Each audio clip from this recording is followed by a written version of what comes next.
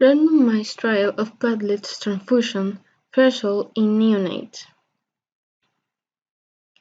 Definition: thrombocytopenia is a condition in which a person has a low blood platelet count. Platelets are colorless blood cells that help blood clot. Platelets stop bleeding by clopping and forming plaques in blood vessels injury. Thrombocytopenia often occurs as a result of a separate disorder, such as leukemia or an immune system problem, or it can be a side effect of taking certain medications. It affects both children and adults.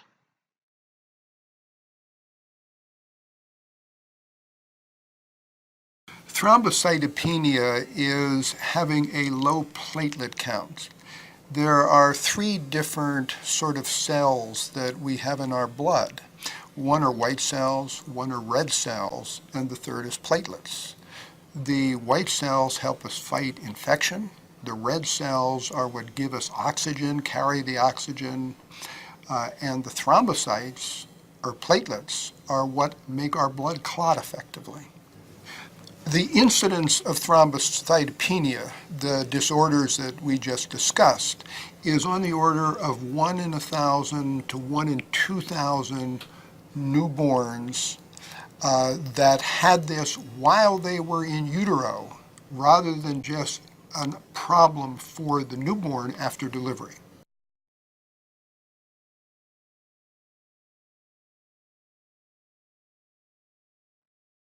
Applications in medicine. Platelet transfusions may be given to prevent bleeding when the platelet count falls below a certain threshold, prior to a procedure, or to treat bleeding associated with a thrombocytopenia or platelet function abnormalities. Prophylactic platelet transfusions are commonly administered to preterm infants to reduce the risk of bleeding. Policies regarding neonatal platelet transfusion vary widely among clinicians and institutions, reflecting the broad nature of consensus-based guideline recommendations. What if you could do one thing on Monday that might save a cancer patient's life on Wednesday? When you donate platelets, that's exactly what can happen. Platelets are tiny cells in your blood that form clots and stop bleeding. If you've ever fallen off your bike or cut yourself shaving, you've seen them in action. But these little cells do their best work helping cancer patients who often lack platelets due to the cancer or as a side effect of treatment. Platelets also prevent blood loss in patients undergoing surgery and organ transplants. Without platelets, patients wouldn't survive. They save lives every day. The challenge? Platelets are in constant demand by hospitals. And because platelets must be used within 5 days, new donors are needed every day. That's why we need you. Platelet donation is a little different than giving blood. Here's how it works. You'll make an appointment at a Red Cross donation center. During your visit, we'll draw blood through one arm, extract your platelets in a machine, and return the rest through your other arm. Relax, watch a movie, listen to music. A few hours later, you'll have donated enough platelets to help as many as 3 patients. So if you give on Monday, by Wednesday, she'll be able to recover quickly. He'll have a safe and successful surgery, and she will have the strength she needs to keep fighting. To learn more or schedule an appointment, visit redcrossblood.org/platelets or call 1-800-RED-CROSS.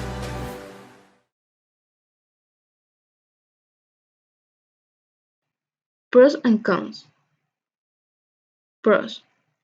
It's a life-saving approach for the treatment of thrombocytopenic patients with hematological disease, cancer, of those undergoing surgery. Cons. Patients receiving pheresis platelets are likely to have a higher risk of hemolytic reactions if they are ABO mismatched, and a higher risk of acute lung injury, due to having a larger amount of plasma from a single donor. but carry a lower risk of infectious disease transmission due to fewer donor exposures. In a trial, rates of bronchopulmonary dysplasia appeared to be higher in the group that received transfusion at a threshold of 50,000 per cubic millimeter than in the group that received transfusions at a threshold of 25,000 per cubic millimeter.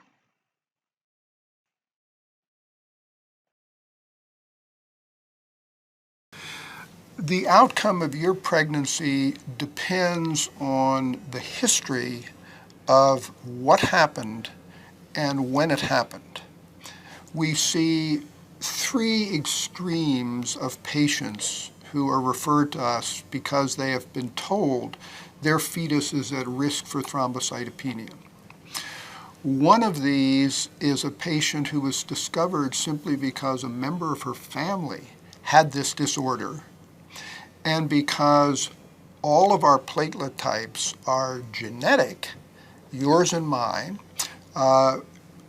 we realized that she might have the same sort of platelets that her sister had, and thus her sister's baby had a disease, and this woman, or you, are at risk for the same disease. That means that you have no history of a pregnancy yourself that this happened, and we need to first learn more about you and see if we have any evidence that your body is already reacting adversely to your fetus. That's one extreme. On the other extreme is you may have a history where you have had a baby before who had a stroke in utero. It actually had a bleed in its brain that badly affected its brain. And how urgent it is that we treat you and how successful we will be depends on how early in your pregnancy this happened.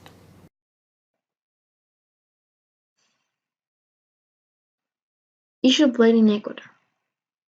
Transfusion in children has proven to be an effective practice, the impact of which results in a decrease in the risk associated with transfusion and hospital costs, with no evidence of unfavorable consequences for patients.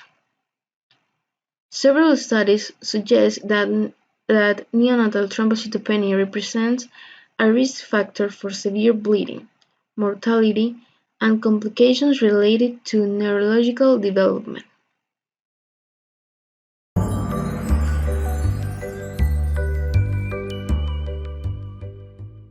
Do you remember tripping over as a kid and cutting your knee, and then magically the bleeding suddenly stops? Or have you ever wondered why this happens? Our body is very clever and produces substances to seal off the open wound. In this video, we are going to look at how and why blood clots. Clotting prevents us from bleeding to death, and also protects us from nasty disease-causing organisms called pathogens entering our body. When we injure ourselves, we can damage the blood vessels just below our skin. This can cause blood to either leak into our tissue and form a bruise, or if the skin is broken, to openly bleed. To prevent these horrible things happening, blood clotting occurs. So let's have a look at how this happens. Starting with platelets. These are tiny cell fragments that float around in our blood. When a blood vessel is damaged, collagen is exposed. This collagen exposure attracts platelets to the injured area. The platelets then stick together to form a plug. They've quickly built a barrier that stops us from losing too much blood. However, this platelet plug isn't that strong, so it needs to be made stronger. A protein called fibrin does exactly that.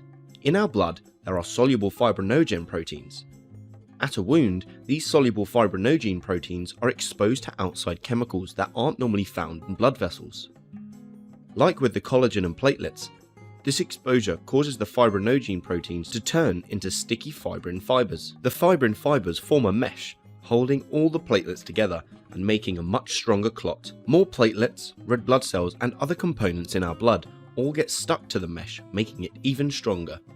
This clot stops more blood escaping the body, and also prevents nasty pathogens entering our body from the outside.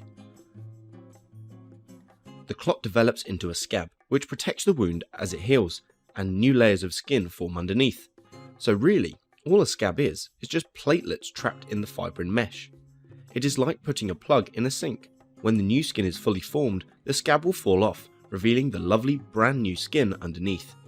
A final thing to note, remember that I said the exposure to the collagen causes the platelets to stick together, and the exposure to the outside chemicals causes the fibrinogen to turn into sticky fibrin. Both the platelets and the fibrin only become sticky after the exposure. This means in a normal, healthy blood vessel, they won't randomly cause clots. So from this video, you should understand the magic of blood clotting. Platelets are first to the scene, closely followed by the fibrin fibers. Our blood clots so that we don't lose a lot of blood, and don't let lots of nasty pathogens into our body if we cut ourselves. If you liked the video, give it a thumbs up, and don't forget to subscribe. Comment below if you have any questions. Why not check out our FewSchool app as well? Until next time. Conclusion. Among preterm infants with severe thrombocytopenia, those randomly assigned to receive platelet transfusion at a platelet count threshold of less than 50,000 per cubic millimeter had a significantly higher rate of death or major bleeding within 28 days after randomization than those in the group that received less than 25,000 per cubic millimeter.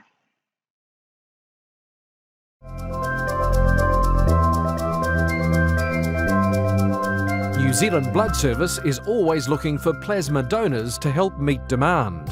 Unlike whole blood donations, donating plasma or platelets requires the use of an apheresis machine. These are set up with a single-use disposable kit that includes a needle, tubing, citrate solution, centrifuge bowl and bags. A brand new kit is used every time, just as with any blood donation. This means there's never any risk of blood contamination between donors. Before the donor arrives, a new kit is placed into the machine and primed with a citrate solution.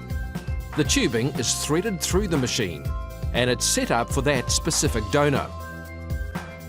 This takes into account the donor's height and weight, so that the right volume of plasma or platelets can be collected. Once the needle is inserted, the machine starts to draw blood from the donor. The first step of the process is to add citrate solution to prevent the blood from clotting while it's going through the machine. Once the blood reaches the centrifuge, the machine spins the blood to separate the red cells, plasma and platelets. The plasma or platelet component is then transferred into a bag, and the remainder is returned to the donor. Citrate is a naturally occurring substance in your body. Only a small amount of citrate is returned to you with the red cells, and this is cleared by your liver.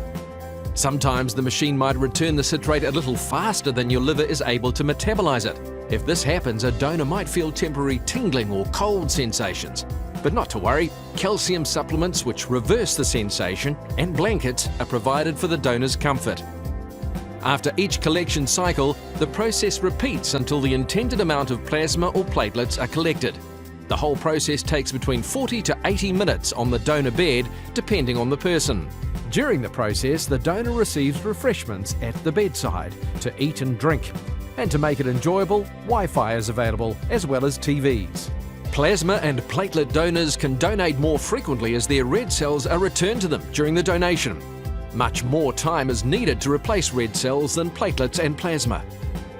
If you'd like to be a plasma or platelet donor, you'll need to be between 18 and 60 years old, meet the height and weight criteria, have donated blood once in the last 2 years with good flow and no adverse reactions, meet donor eligibility criteria, which include belonging to one of these blood groups, have your veins assessed by a nurse, and be able to donate at one of these donor centres. For more information, visit our website nzblood.co.nz or chat to one of our friendly staff on 0800 448 325.